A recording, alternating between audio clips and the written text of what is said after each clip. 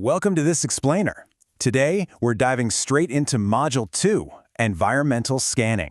You can think of this as building a highly sophisticated radar system for your business. Because, let's be real, in a world where market waters are incredibly uncertain and conditions flip practically overnight, you absolutely cannot afford to sail blind.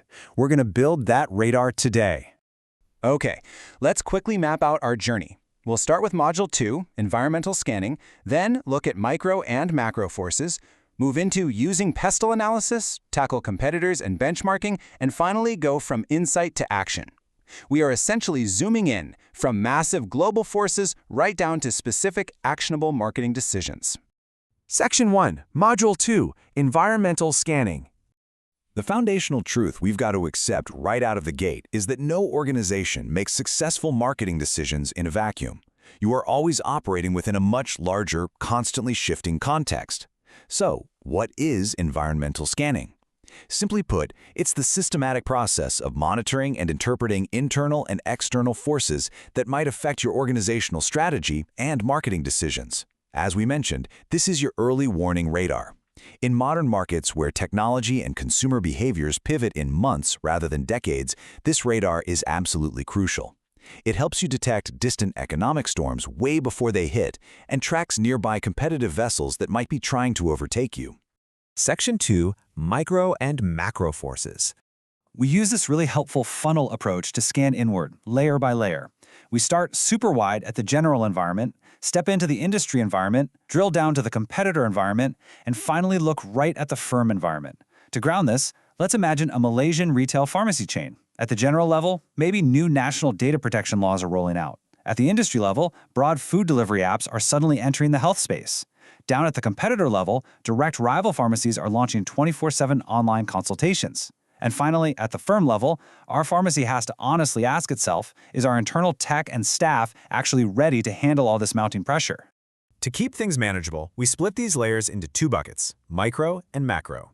The micro environment includes the close forces, your customers, competitors, suppliers, and intermediaries. You interact with these folks every single day. And the good news, you can often directly influence them through strong relationships and smart negotiations. The macro environment, on the other hand, is made up of broad forces, political, economic, social, and technological shifts. Here's the catch. You literally cannot control local inflation. You can't control massive demographic shifts, but your radar has to track them so you can pivot, prepare, and adapt your overall strategy before it's too late. Section 3, Using PESTEL Analysis. So, looking at the absolute widest, outermost ring of our radar, here is the million-dollar question. How do we actually make sense of macro chaos? How does a marketing manager stop relying on their gut feeling and start structuring an overwhelming tsunami of external data into something genuinely useful? Well, PESTEL is the answer. It stands for political, economic, social, technological, environmental, and legal factors. By using this exact framework, our Malaysian pharmacy can cut through the noise. Let's walk through it together. They can see that rising customer demand for organic products is a social shift. Meanwhile, strict new rules for customer data collection, that's a clear legal boundary. What about the economic factor? That means tracking local inflation to see if their target customers can still actually afford premium vitamins this quarter. And technological, that's checking if telehealth startups are slowly replacing traditional walk-in clinic visits. See? PESTEL takes the sheer chaos of the outside world and turns it into organized, manageable, and highly actionable strategic categories. Section 4, Competitors and Benchmarking. Now consider this absolute golden rule. Competition should be defined from the customer's need, not only from the product category. The crucial takeaway here is that your biggest threat might not look anything like you. They might sell a completely different physical product, but if they are solving the exact same underlying problem for your target customer, guess what? They are your competition. Let's break down the 4 types of competitors you need to be scanning for: direct, indirect, substitute, and potential. Going back to our pharmacy, they aren't just battling other direct, walk-in drugstores with the same green cross on the door.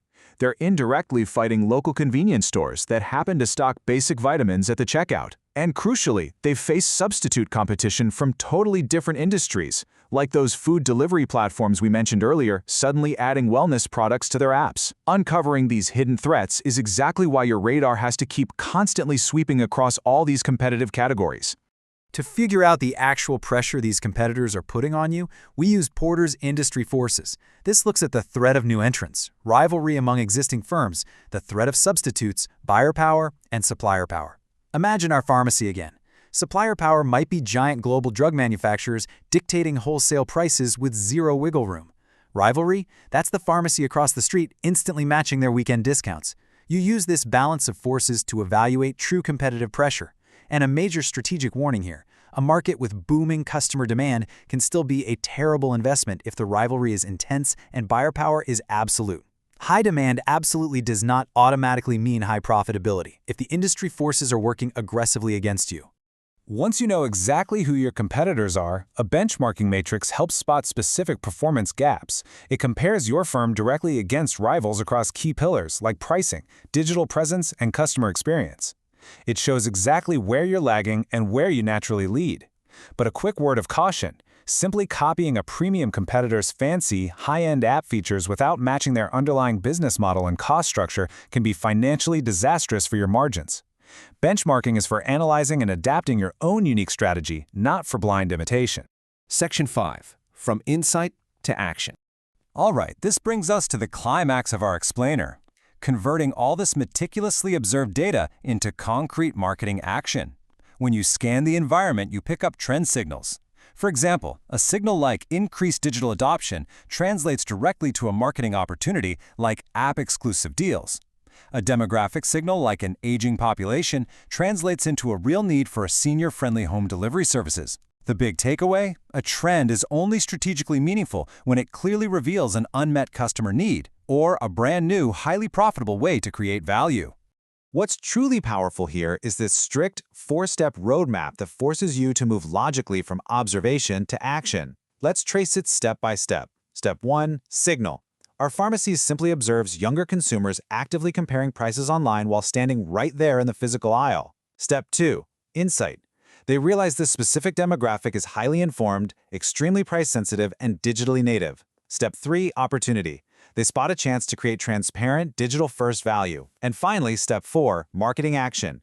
They launch a personalized loyalty app with automated price-matching features. This structured, disciplined flow stops you from jumping straight from a vague, misunderstood signal to a totally unjustified marketing action. Of course, you shouldn't just recklessly chase every passing trend that blips on your radar. You need a rigorous managerial checklist for evaluating opportunities before committing resources. Ask yourself, is the opportunity attractive? Is it genuinely feasible with our current team and tech? Is it financially profitable? Does it actually fit our brand's established identity? And is it sustainable in the long run, or just a fleeting fad? This checklist is your ultimate filter. It ensures you only invest your precious capital in actions that perfectly align with your capabilities and strategic positioning. And that brings our radar sweep to a close. The entire point of environmental scanning is to decisively move past guesswork and assumptions and instead use structured, data-driven insights to navigate uncertain market waters. So I want to leave you with this provocative thought to apply to your own strategic planning right now. What is changing in your specific business environment right this very second? And more importantly, how will you systematically respond before your competitors do?